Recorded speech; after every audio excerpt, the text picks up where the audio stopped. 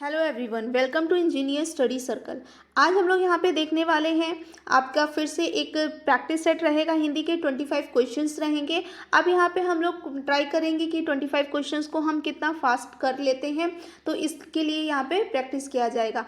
तो इसमें हम लोग देखेंगे कि पैराग्राफ के क्वेश्चंस कैसे सॉल्व करते हैं। पैराग्राफ के क्वेश्चंस आप दो तरीके से सॉल्व कर सकते हैं। अगर आपके पास टाइम ज़्यादा है तो आप क्या करें, आप पैराग्राफ को सबसे पहले बहुत अच्छे से रीड करें, फिर क्वेश्चंस को आंसर कर सकते हैं।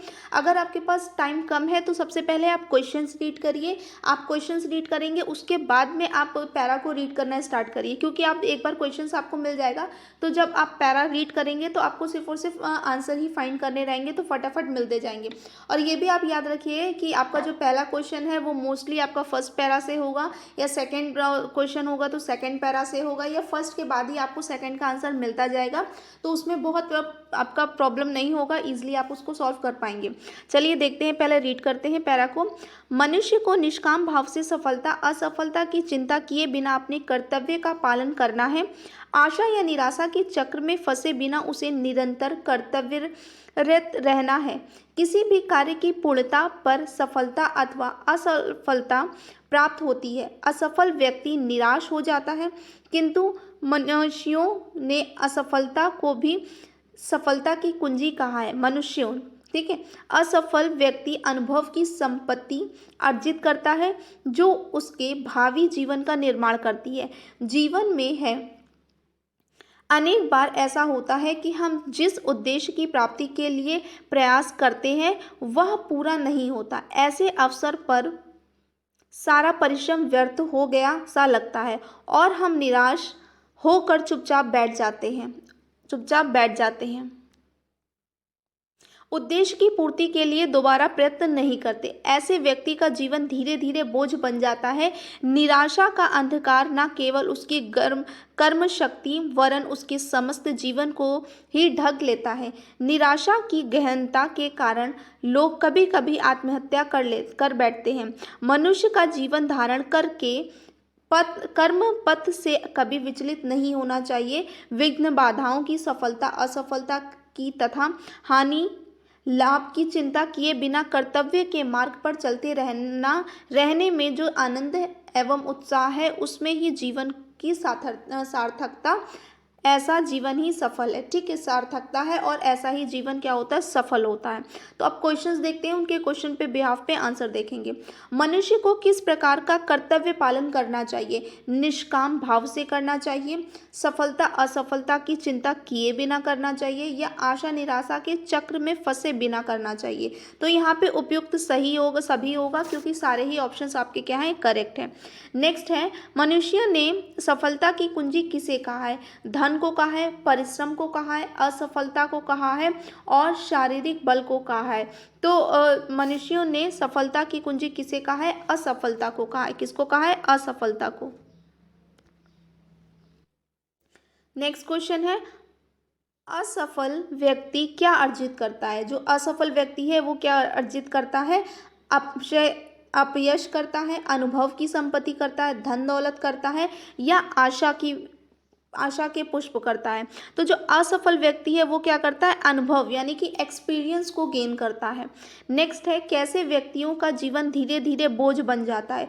जो असफल होने पर दोबारा प्रयत्न नहीं करते, जो परिश्रम से जी चुराते हैं, जो नित्य व्यायाम नहीं करते, या जो धन दौलत नहीं कमाते हैं। तो ऐसे मनुष्य जो असफल होने पर दोबारा प्रयत्न नहीं करते हैं उनका जीवन धीरे धीरे बोझ बन जाता है। नेक्स्ट है, जीवन की सार्थकता किस में है?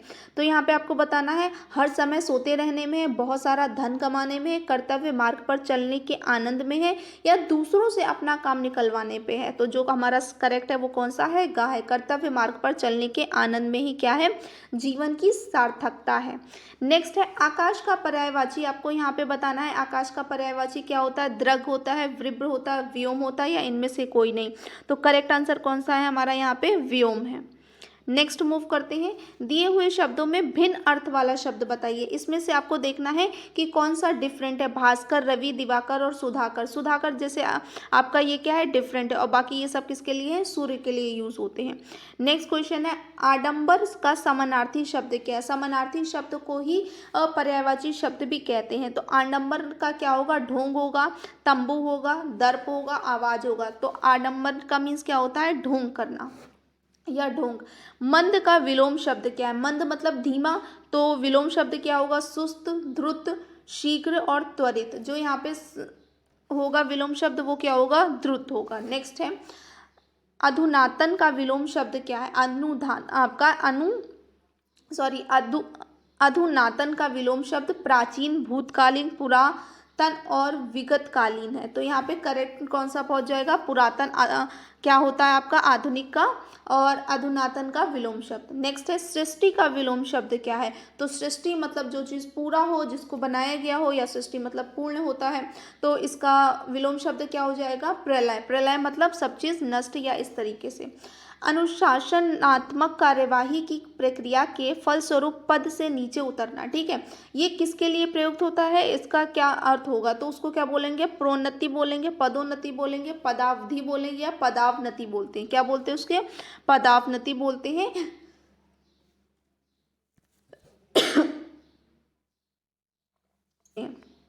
आयु में बड़ा व्यक्ति है उसको क्या बोला जाएगा, जो आयु में बड़ा व्यक्ति होता है उसको ज्येष्ठ कहते हैं।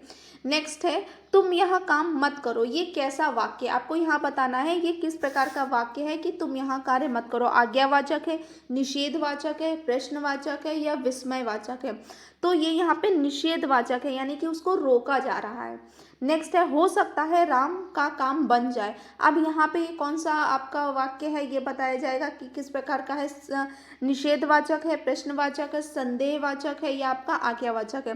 तो यहाँ पे जैसा कि पता चल रहा है ये कैसा है, संदेहवाचक बोल रहा है ना, हो सकता है राम का काम बन जाए, तो यहाँ पे संदेह से बोल रहे हैं। नेक्स्ट है, वाक्य के अशुद्ध भाग का चयन करना है। राजेंद्र प्रसाद जी ने अपनी आत्मकथा में स्वतंत्र संघर्ष का जीवन अंकन किया है। तो यहाँ पे त्रुटि है या त्रुटि नहीं है ये बताना है। तो राजेंद्र प्रसाद जी ने अपनी आत्मकथा में, ठीक है, स्वतंत्र संघर्ष जीवन अंकन किया है। तो यहाँ पे जो त्रुटि है वो क्या होगा, राजेंद्र प्रसाद जी ने अपनी आत्मकथा में। ठीक है, तो क्या होगा, ये आपका क्या है, त्रुटिपूर्ण है। नेक्स्ट है, बरसात में मच्छर नाक में दम कर देते हैं। तो नाक में दम कर देना, इस मुहावरे का करेक्ट अर्थ क्या है, सांस ना लेने देना, सोने ना देना, बहुत परेशान करना, या प्रदूषण फैलाना। तो करेक्ट क्या है, बहुत परेशान करना। कुम्हार अपना ही घड़ा सरहाता है, अपना घड़ा सहराता है, इसका क्या अर्थ होगा, इसका अर्थ अपनी ही प्रशंसा करना, अपनी बनाई हुई वस्तु और सबको अच्छी लगती है, किसी को बोलने नहीं देना, दूसरों की वस्तु को तुच्छ समझना। तो यहाँ पे क्या है, अपनी बनाई हुई वस्तु सबको अच्छी लगती है। तो मतलब कुम्हार अपना ही घड़ा क्या कहता है, सराहता है। ट, ठ, ड और ढ वर्णों के प्रयोग का संबंध काव्य के किस गुण से है।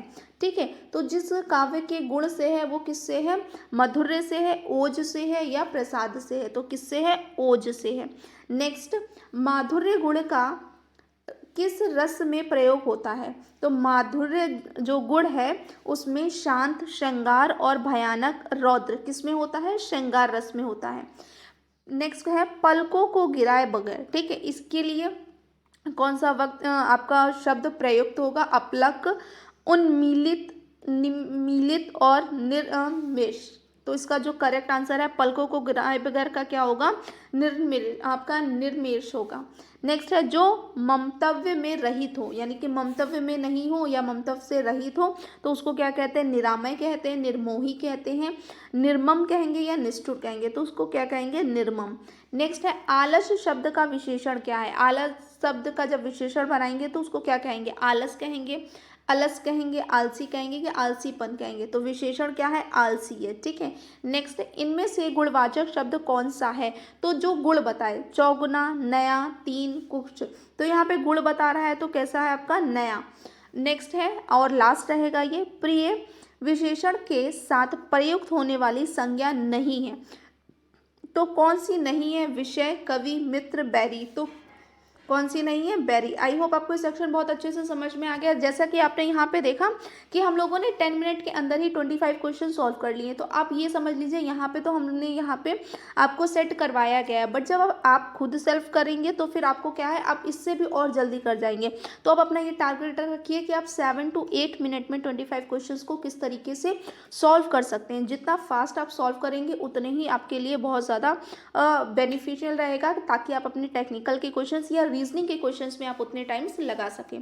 आई होप आपको ये सेक्शन बहुत अच्छे से समझ में आया। Thanks for watching and keep learning. आप हमारे टेलीग्राम चैनल से भी जुड़ सकते हैं, वहाँ पे एवरी नाइट 9 PM पे यूपीएससी जेईई 2018 के लिए जितने भी क्वेश्चंस हैं उनका प्रैक्टिस सेट करवाया जाता है। क्विज होता है 9 PM पे एवरी नाइट पे, तो वो आपके लिए बेनिफिशियल रहेगा। और यूपीएससी जेईई 2018 से रिलेटेड जितने भी इंफॉर्मेशन होती है आपको वहाँ पे सबसे पहले अपडेट मिल जाती है। Have a good day.